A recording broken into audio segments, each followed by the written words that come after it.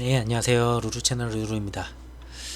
오늘 말씀드릴 종목은 손오공이고, 손오공 같은 경우에는 종목 특성상 테마주랑 좀 많이 연관이 돼요. 테마랑 많이 움직이다 보니까 실질적인 실적이나 이런 부분보다는 테마로 좀 많이 움직인다고 보시면 되고, 시가총액도 800억밖에 안 되니까 좀 변동폭이 좀 클 수도 있습니다. 그래서 좀 조심하시는 게 좀 좋고, 우선 제가 영상을 아까 한번 찍었는데 지금 소리가 안 나가지고 다시 또 찍게 되는데, 좀 빨리 좀 요약을 해서 좀 말씀을 드릴게요. 그리고 이거 손오공 자체도 좀 그렇게 길지 않으니까 나머지 리뷰까지 전부 다 같이 넣는 걸로 해서 진행하도록 하겠습니다.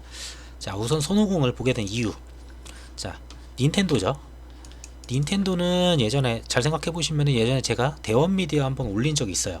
대원미디어 같은 경우에는 닌텐도 이제 판권을 가지고 있다라고 말씀을 드렸는데, 손오공 역시 판권을 가지고 있습니다.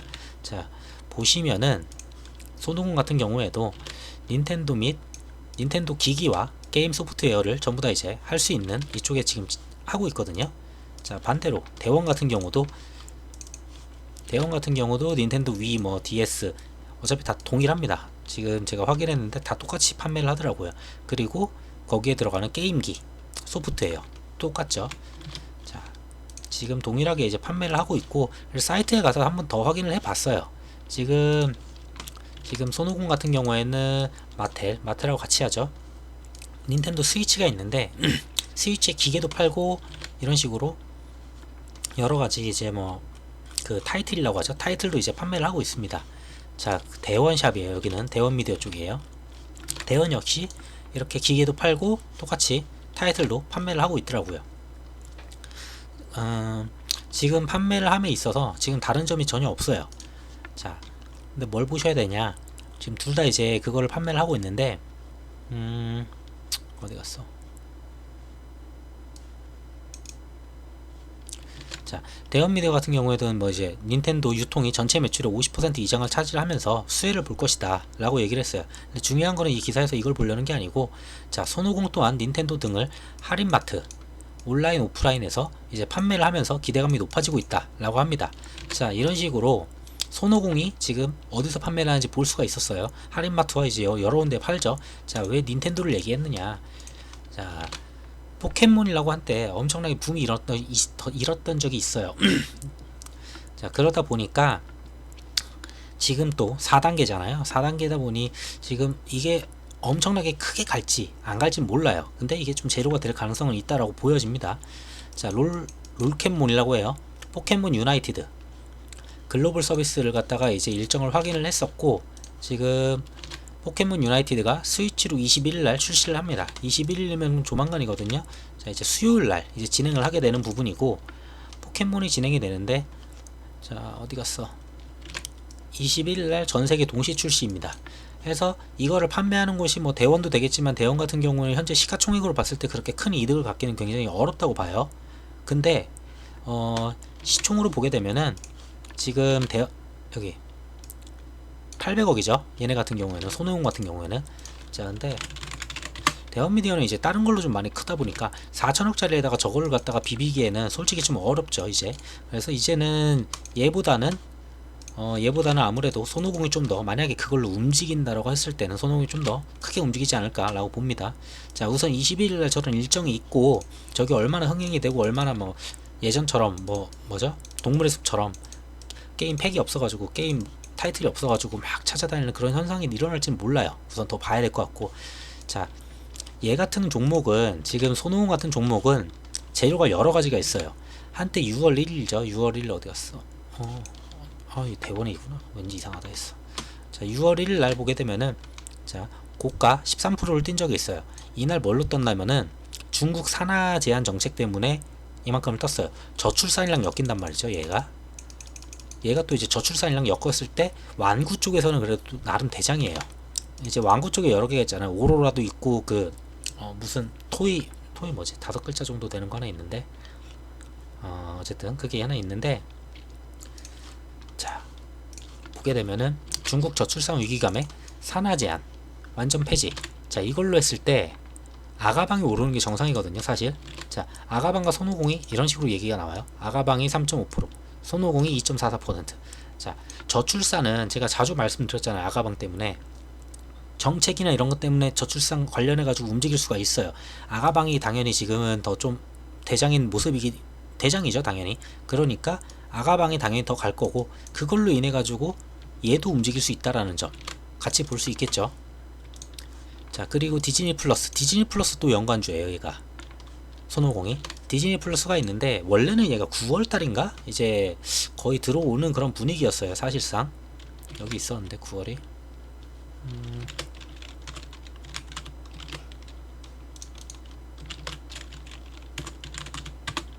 여기 있구나. 자 OTT 사업을 본격화하기 위해 가지고 국내에 직접 운영하는 방송 채널인 디즈니 채널과 디즈니 주니어 이걸 갖다 9월 말에 송출을 갖다 중단할 예정이었어요. 자 그러면 이거 중단하고서 늦어도 한 10월쯤 이제 들어올 거라고 생각을 했는데 지금 망 사용료 이슈가 있죠. 넷플릭스도 그렇고 망 사용료에 대한 이슈 때문에 약간 딜레이 될 것 같아요. 그래서 어쨌든 제가 봤을 때는 10월에서 늦어도 12월 안에는 디즈니 플러스가 국내에 좀 들어오지 않을까 싶습니다. 그래서 좀 그 안에 좀 재료가 또 하나 있다라는 점. 그리고 솔직히 이 재료가 제일 크죠. 얘 같은 경우에는 지금 손오공의 대주주가 마텔인데, 마텔 마케팅 홀릭스인가? 그쪽인데, 자, 이 회사의 대표가 지금 디즈니에서 이제 부사장을 하시다 오신 분이 지금 온 걸로 알아요. 그러다 보니까 디즈니랑 연관된 그런 사업들을 당연히 가져올 수 있고 디즈니 플러스에 대한 뭔가 효과를 가져올 수 있다라고 보는 그런 입장이에요. 왜냐면 손오공의 대주주니까. 자, 그렇기 때문에 디즈니가 디즈니 플러스 나올 때마다 손오공이 좀 많이 움직였었던 점. 그래서 디즈니랑 좀 많이 엮인다. 자, 디즈니 얘기가 나올 때 어떤 식이었었냐 보면은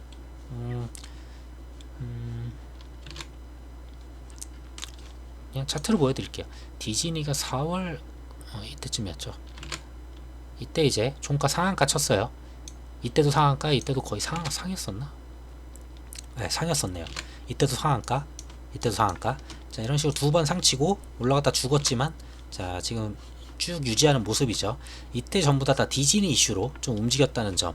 자, 그리고 산하정책으로 저출산 때도 움직일 수 있다는 점. 이미 여기 이런 차트에서 전부 다 확인을 했어요. 자, 근데 뭐 디즈니가 관련이 없다 뭐 이런 얘기도 있어요. 근데 그거를 무시할 만한 내용들이 있죠.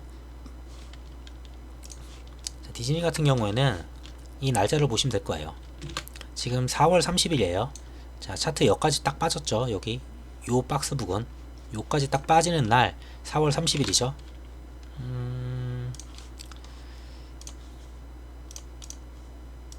4월 30일부터 외국인이 145만 주, 거의 150만 주를 샀어요. 150만 주를 샀는데 뭐 대충 계산할게요. 그냥 3,000원이라고 계산을 해도 3,000원이면은 30억에다가 45억 되네요. 45억. 사실상 뭐 더 위에서 긁었으니까 외국인 같은 경우에는 좀 더 비싸게 긁었겠죠. 거의 50억 가까이. 자, 지금 이 종목은 800억짜리예요. 800억짜리에 10%만 해도 대충 80억이죠. 거의 지분의 6% 가까이를 쓸어 담았다는 거예요. 이 4월 며칠부터. 자, 요때부터 요 구간부터 요 안에서 지금 지분율 6%를 늘렸어요. 외국인이. 지금 외국인의 평단은 제가 봤을 때 3,000원 이상이에요. 3,000원 미만이 될 수가 없어요. 자, 3,000원을 긁어놓고 보시게 되면은 외국인이 긁은 자리들이 요런 자리거든요. 전부 다 올라올 때 긁어요. 어쩔 수가 없어요. 내릴 때는 조금 팔고 올라올 때 많이 긁어요. 그러다 보니까 외국인 평단은 거의 3,100원 정도 100원 이상 될 거라고 봐요. 자, 근데 이만큼을 긁었고 지분율 6% 가까이를 긁었다는 거는, 자, 하루 거래량이 지금 20만 주밖에 안 나와요. 근데 150만 주가 밖으로 나가려면은 이거는 무조건 거래량 터트려야 돼요. 여기서 뭐 바닥으로 손절치지 않는 이상, 정말 150만 주 그냥 돈 날리겠다고 바닥으로 손절치지 않는 이상 무조건 거래량 터트려야 되고, 거래량 터지면서 이격을 굉장히 크게 만들 거예요. 이격 굉장히 크게 만들고 갭을 만들든지 그런 상승을 나와야 되고, 그것도 작은 상승이 아니에요. 150만 주가 나가려면 여기서는 최소한 상한가 가까이 비슷한 요런 그림들, 요런 그림 만들고 갭 띄워서 이 안에서 다 날려 먹어야지 최소한 150만 주가 나갈 수 있다고 봐요. 왜냐하면 이걸 올리는데도 또 돈이 들거든요, 얘네들이.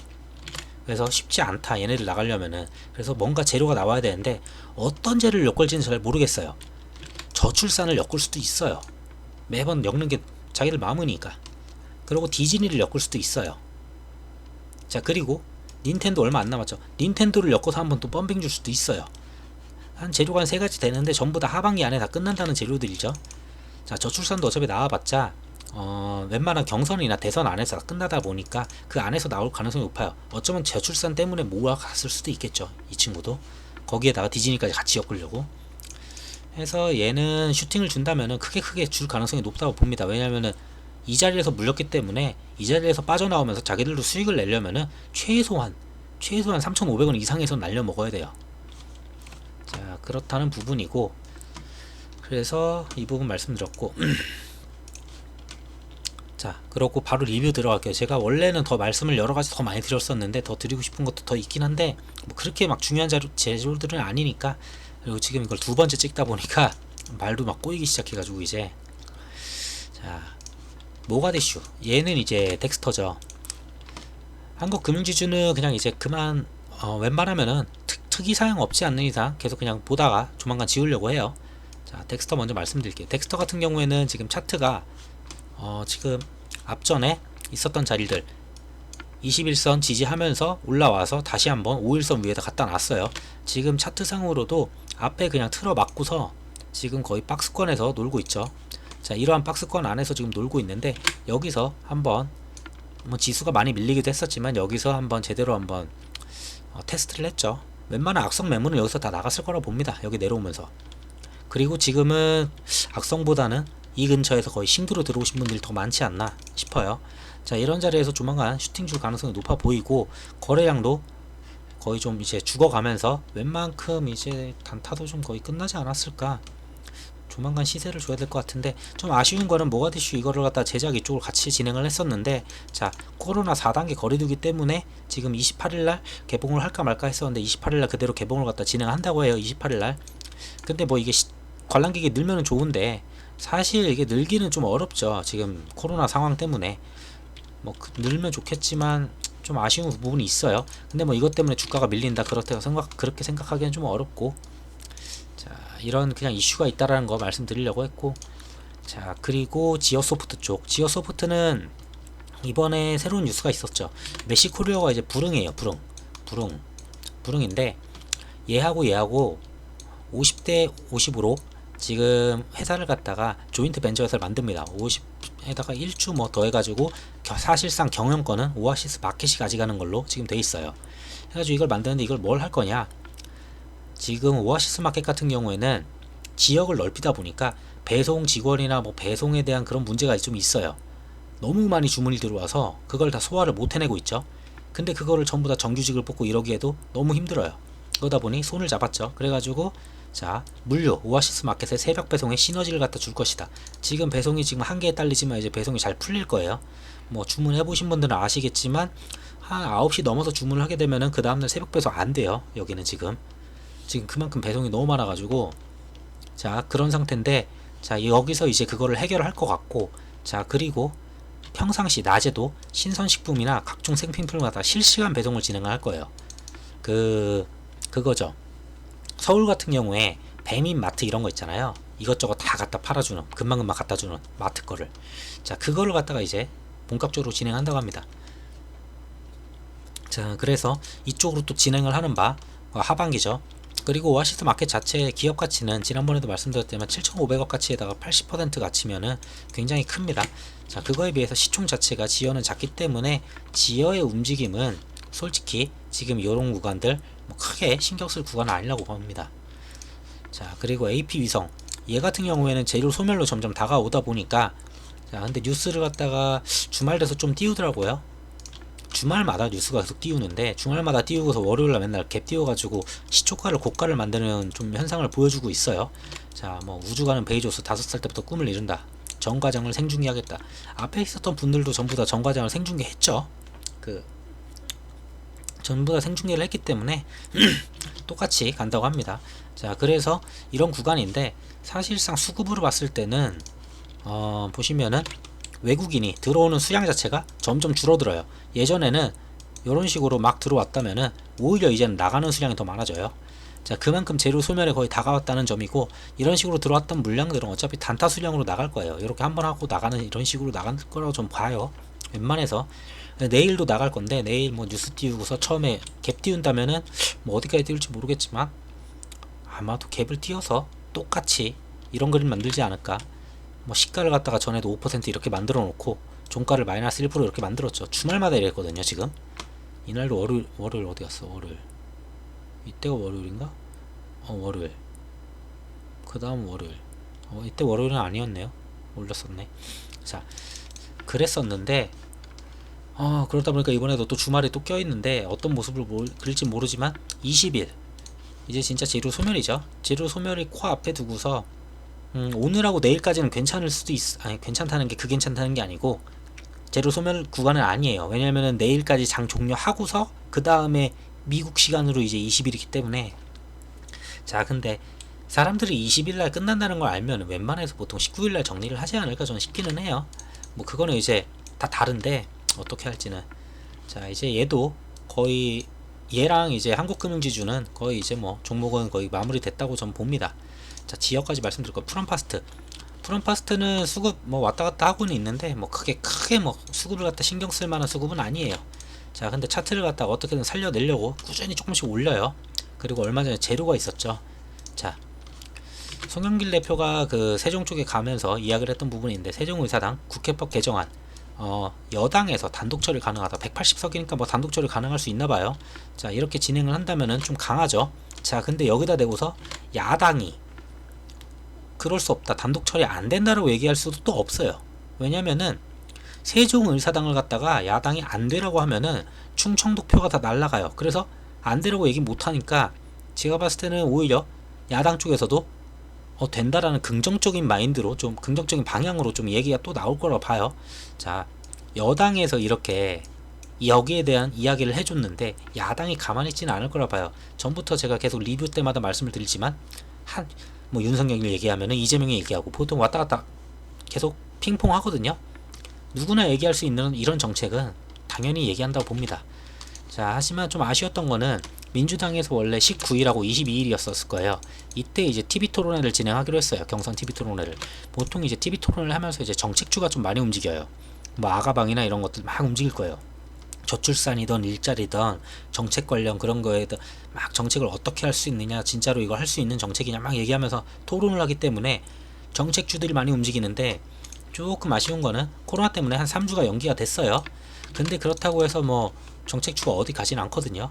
전혀 문제는 없다고 보고, 그래서 프롬파스트도 누가 얘기할지 언제 얘기할지 몰라서 그런 거지, 저는 이거는 계속 끌고 가서, 지금 원래는 6월 국회에서 끝내자고 했잖아요. 근데 지금 이제 나오는 거는 9월 국회에서 끝내자고 하죠. 9월에 안 되면은 또 이제 12월 국회에서 끝내자고 하면서 계속 이렇게 질질 끌면서 가져갈 겁니다. 그러면서 계속 언급은 나올 수밖에 없는 그런 종목이죠. 자, 현대바이오랜드는 좀 아쉽지만 코로나가 좀 끝나야 되지 않을까 좀 싶고, 대보 같은 경우에는 이제 2차 전지 섹터가 좀 많이 갔는데 그거에 비해서는 굉장히 못 갔어요. 2차 전지 섹터 치고는 좀 아쉬운 부분이 좀 있어요. 근데 이거 같은 경우에는 이제 사모펀드 물량이 좀 끝난다면은, 사모 물량이 좀 지금 계속 해소가 되고 있는데 그 물량이 좀 끝나면은 좀 크게 움직여주지 않을까. 그리고 좀 공시를 좀 기다려 보겠습니다. 얘는. 자, SK 바이오팜은 크게 뭐 달라진 건 없지만 수급상에서는 이제 지금까지 연기금이 지금까지 다 받아줬거든요. 이렇게. 근데 연기금이 요만큼 나갔다고 해가지고 요렇게 좀 흔들리더라고요. 자, 그러다 보니까 얘 같은 경우에는 이번에 지지를 좀 봐야 될 곳이 아무래도 12만원 초반대 12만원 정도, 지금 전 고점, 그리고 뭐 지지받았던 그런 위치들, 여기를 갖다 한번 지지받고 좀 올라와 줘야 되지 않을까. 그러면서 다시 연기금 수급이 좀 와줘야 되지 않나 좀 싶습니다. 자, 아가방 같은 경우에도 차트를 어거지로 좀 살리는 모습인 줄 알았는데, 전부터 말씀드릴 때 사모펀드가 끝까지 안 나가고 있다는 게 좀 이상하다고 말씀드렸어요. 근데 최근에 사모펀드 또 한번 시원하게 크게 들어왔죠. 근데 크게 올리진 않았어요. 막. 자, 이러면서 차트를 굉장히 이쁘게 만들어 놨어요. 지금까지 이격이 좀 컸었는데, 자, 이런 이격을 갖다가 지금 다 줄여놓고 다 모아놨죠. 자, 이평도 모아놨겠다. 뭐 개미도 적당히 털었을 것 같은데, 뭐 외국인을 많이 털었네요. 사실 외국인 단타 물량을 굉장히 많이 털었고, 외국인 같은 경우에 지금 지분율로 봤을 때는 한 2% 정도 들고 있을 거예요.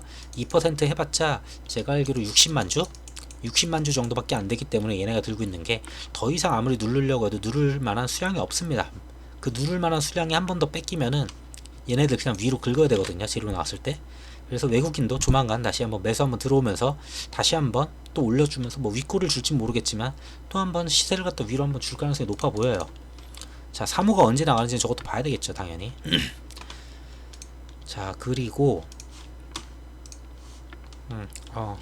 아가방 컴퍼니 같은 경우에 지난번에 이제 한번 살짝 올랐던 게 최재형 저출산 관련해 가지고 얘기가 나왔었어요.